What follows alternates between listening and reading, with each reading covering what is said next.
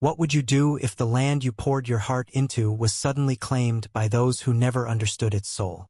In the heart of Montana's sprawling plains, where the sky stretched endless and the wind carried whispers of freedom, my ranch stood as a testament to grit and dreams.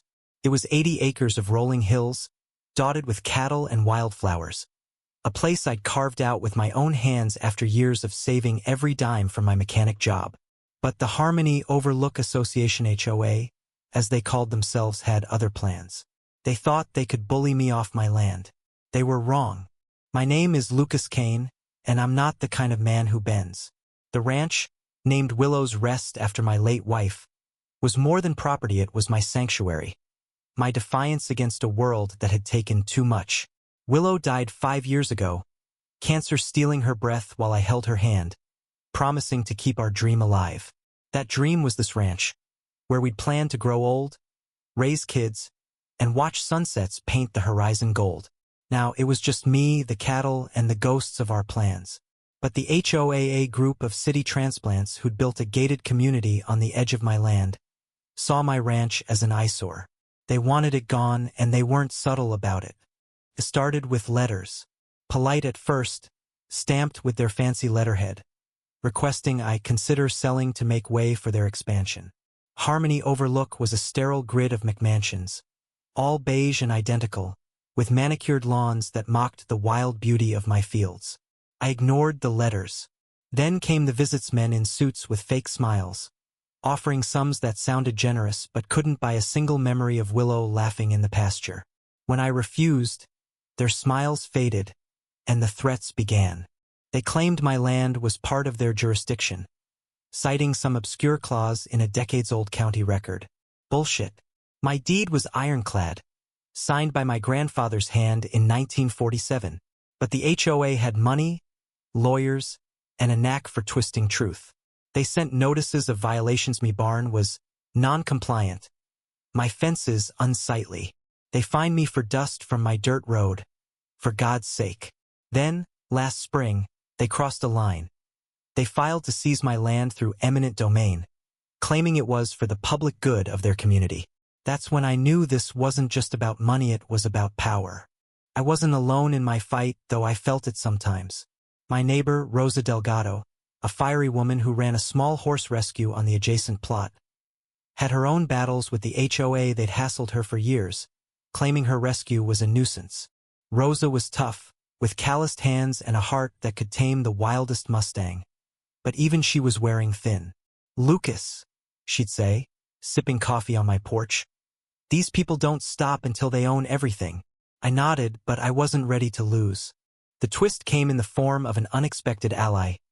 Ethan Marrow, a quiet man who'd moved into Harmony Overlook a year ago.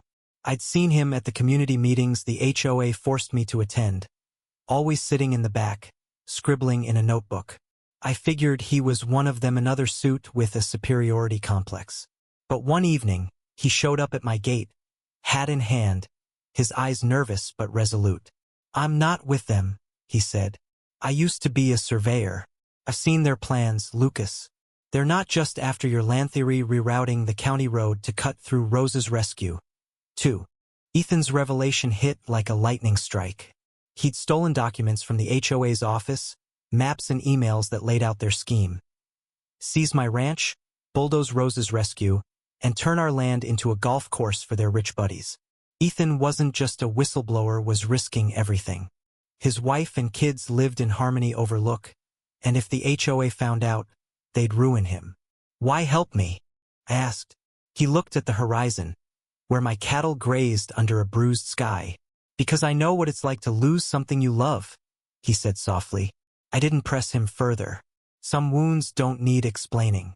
Armed with Ethan's documents, I hatched a plan not just to save my ranch, but to make the HOA regret ever crossing me. I owned a narrow strip of land that served as the only access road to Harmony Overlook. They'd leased it from me years ago for a pittance, assuming I'd never notice. Big mistake. I tripled their rent overnight, citing market adjustments. When they balked, I padlocked every gate on the access road, stranding their fancy SUVs in their driveways. The county sheriff, an old friend named Clara, just shrugged when they complained. "Private property," she said. "Take it up in court." The HOA went ballistic. Their president, a slick lawyer named Gregory Vaughn, showed up at my doorstep, red-faced and spitting threats. "You'll regret this, Kane," he snarled. "We'll bury you in lawsuits." I leaned against my porch rail, sipping whiskey, and smiled. "Bring it on, Greg. I've got nothing but time." Inside, though, my heart pounded. I wasn't just fighting for May, was fighting for Willow, for Rosa, for Ethan's courage. Failure wasn't an option. The battle escalated. The HOA hired a top-tier law firm, flooding the county court with motions. They spread lies in the local paper, painting me as a greedy recluse hoarding land from progress. But Ethan's documents were my ace. I handed them to Clara, who passed them to a state investigator. The HOA's eminent domain claim started unraveling. Turns out, their public good was a private deal with a developer who'd bribed half the county board. The scandal hit the papers, and suddenly, Harmony Overlook wasn't so harmonious. Rosa rallied the community, organizing protests outside the HOA's gated entrance. Her horses, once deemed a nuisance, became symbols of resistance, their silhouettes on picket signs. Ethan worked in the shadows, leaking more emails that exposed Vaughn's corruption. But the HOA didn't go quietly. They hired private investigators to dig into my past, hoping to find dirt. They found nothing but Willow's obituary and my clean record. Still, the stress was crushing. Nights were sleepless, filled with the creak of my old house and the weight of what I could lose. Then came the second twist, the one that broke me. Ethan disappeared. One morning, his car was gone, his house in Harmony Overlook empty. His wife, pale and trembling, told Rosa he'd left a note. "I'm sorry. I can't do this anymore." We didn't know if the HOA had threatened him or if his own demons had won. Either way, his absence was a gut punch. I'd come to rely on him, not just for his evidence but for his quiet belief in me. Without him, doubt crept in. Could I win this alone? The final showdown came in court. The HOA's lawyers were sharks, but I had Clara's testimony, Rosa's fire, and Ethan's documents. The judge, a no-nonsense woman named Helen, saw through the HOA's lies. She ruled in my favor, dismissing their claim and fining them for fraud.